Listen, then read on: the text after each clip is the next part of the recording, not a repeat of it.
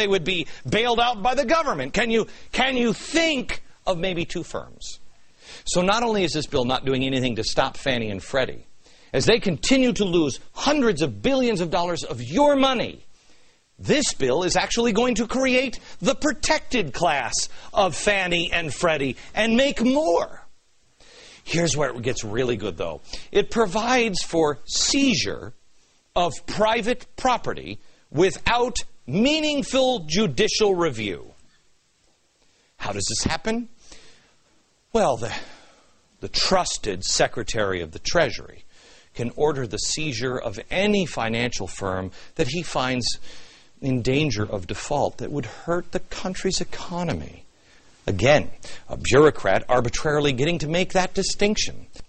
This bill also creates a new Bureau of Consumer Financial Protection. Just to protect you, protect consumers. This bureau will have broad powers to limit what financial products and services can be offered to consumers. That's weird. As I say that, I think of Anthony Weiner. You remember the Congressman Anthony Weiner trying to protect consumers from Goldline? Yeah. Wow. Go to wienerfacts.com for more on that. So, it's supposed to help you.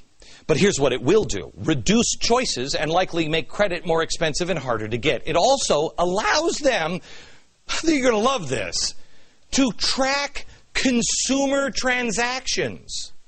So now they can just track your credit card, baby. Isn't that great? You can, but only to protect you. Non-financial firms will be subject to financial regulations. Listen again. Listen again how broad this section is. It's section 102, and it defines a non-bank financial company as a company substantially engaged in activities in the United States that are financial in nature. Tell me the companies that aren't financial in nature. Bakery? Sure, they're making cupcakes and bread, but in the end, isn't that financial in nature, Your Honor? They're making sure this bill is jammed down America's throat and finished. This is the date that they've set for themselves. They're going to vote on it tomorrow. There are dates in this country that will live in infamy. Black Tuesday, October 29th, 1929.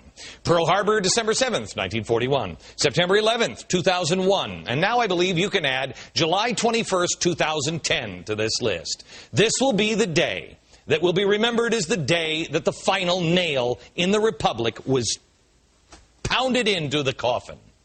President Obama signed the financial reform bill today. I'm Ben Stein. The whole problem with financial activities is fraud, and we already had lots of laws on the books about fraud. If we could just enforce the laws that are already on the books, we wouldn't need this whole giant Rube Goldberg contraption of new regulations and new agencies. So what do we need it for? Just to employ more of his friends in the Service Employees International Union, I guess.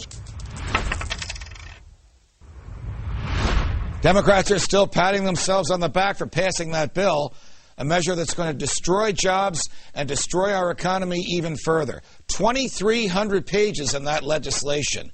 And the Congressional Research Office recently reported that it will create so many boards and offices and new organizations in the government, it is, quote, impossible to determine from reading the bill just how many of these will be created.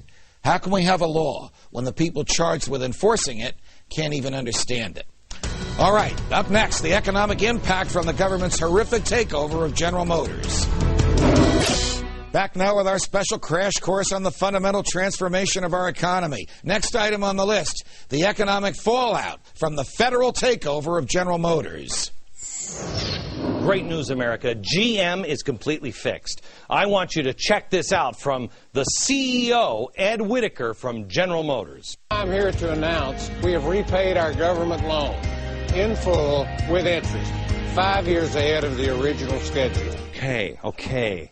I don't know where he's walking to, but listen, Ed, I'm Glenn, and why are you saying that? I mean, I'm thinking that if you want to be a company that all Americans can be proud of, maybe you shouldn't just, what do they used to call it, lie to our faces. no. Now it's spin. I'm sorry. I'm kind of picky that way. However, if paid in full with interest, you really mean we still owe $43 billion, well, then there's no spin there.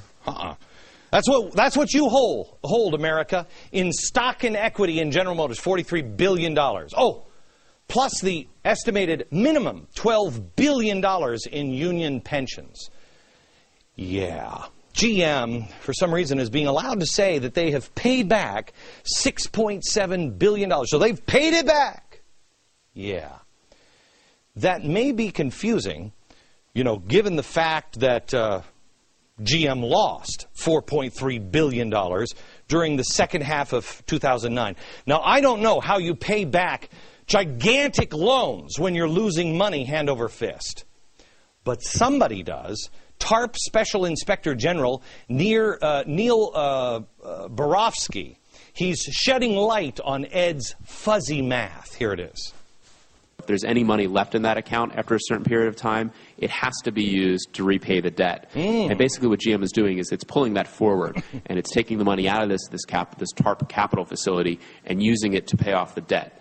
Oh, I see. Okay. All right, so here's how it works. Here's GM, and look it, they had very little money, so they couldn't pay. They had no money. There was no money in government loans. We hadn't invented TARP yet. The money was where it belongs, with you. And so what happened? Well, GM was going out, so we took a bunch of our... No, I'm sorry. They took a bunch of our money, and they put it over here. And they're about as non-messy with it as I am. So they keep taking your money and put it here. Then when we had to finish bailing out the financial industry, which basically just did this, they just, what? I'm with Goldman Sachs. What's the problem? No, I don't. What are you talking about? I'm not doing anything wrong with it. So when they were finished stuffing their own pockets, then they said, we've got to help GM because they're too big to fail and they're union, you know.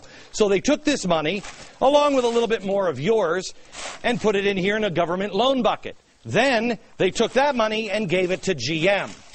Well, GM needed to pay that money back. So here's what they did. They took this money back 5 years early, you know.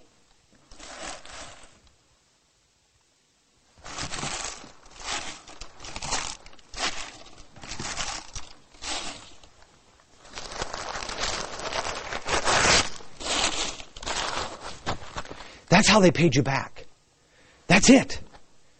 You feeling paid back? No, you didn't get the money.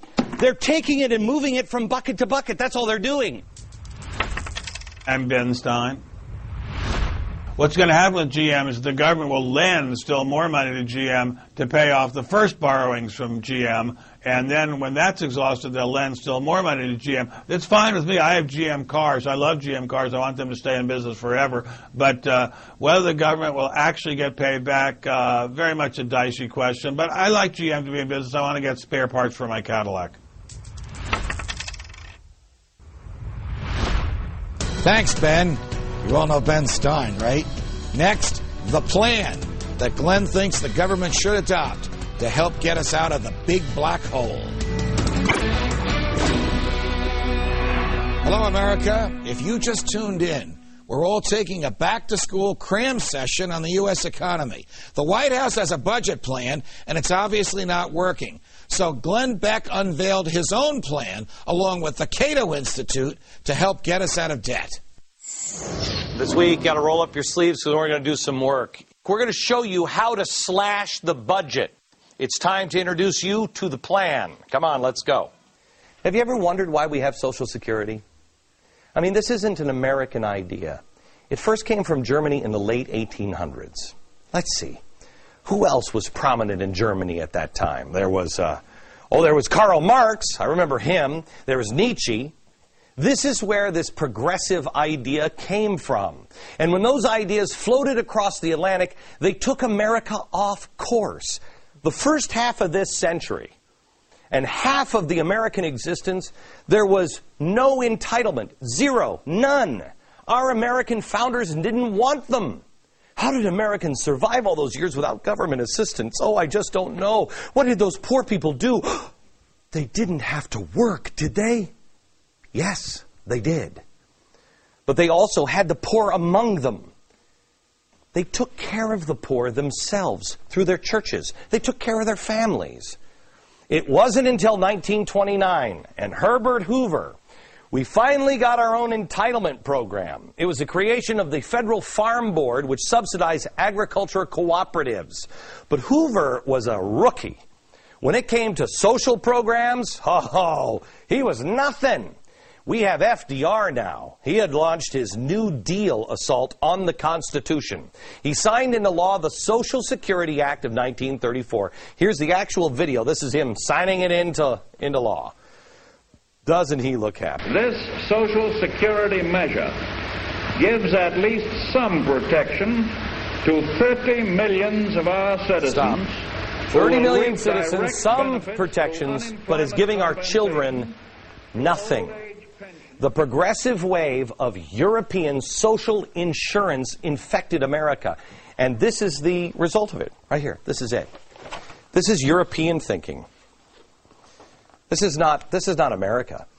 Entitlements are causing us to go broke. If you look here, this is a share of total spending. If you look at this, here we have defense 20%, Social Security 19%, Medicaid 8, or Medicare 13, Medicaid 8. This is unsustainable. In less than 6 years, the federal government will be paying out more in Social Security benefits than the taxes that it takes in to fund it. Our Social Security Administration is getting $788 billion in fiscal year 2011. That breaks out to $6,500 per U.S. household. Do you write a check for that? Can you write a check for that? Because that's what we're doing. We have to move to a system of private Social Security accounts like 24 other countries around the world have. That will give individuals control over their own retirement future. Here's the problem with all these systems, whether you're looking at Social Security, whether you're looking at electoral politics, healthcare, education, we inherit these systems, right, that have evolved over years and years. And we like to think that they evolved rationally. They didn't. They're totally chaotic. The problem is, and we try to solve the problems rationally by untangling them, and we can't. So how would you take on Medicare? Well, Medicare, the costs are exploding. It's the single biggest financial threat to our nation's future. There's no doubt about it. Why are the costs exploding? Because tens of millions of elderly, they go to doctors and hospitals, they get essentially free service, so they demand more and more. The solution is you go to an individually based consumer system. Someone hits the age of 65, you give them a federal $11,000 voucher. They can go and buy health insurance in the private market if they want. That will help them. That will encourage them to be good consumers, like they're good consumers when they go buy a new car or any other product. I'm Ben Stein. I would fix Social Security by not paying Social Security to people who are rich, and I would fix Medicare by not paying Medicare who are rich, but it's never going to happen, and it will eventually bankrupt us. We'll eventually go broke. Oh, he's going too far now. Yeah, he's cutting education. You can't do that. Oh, yes, we can, and oh, yes, we will. Come on, let's go. Here's the thing. I do want to educate.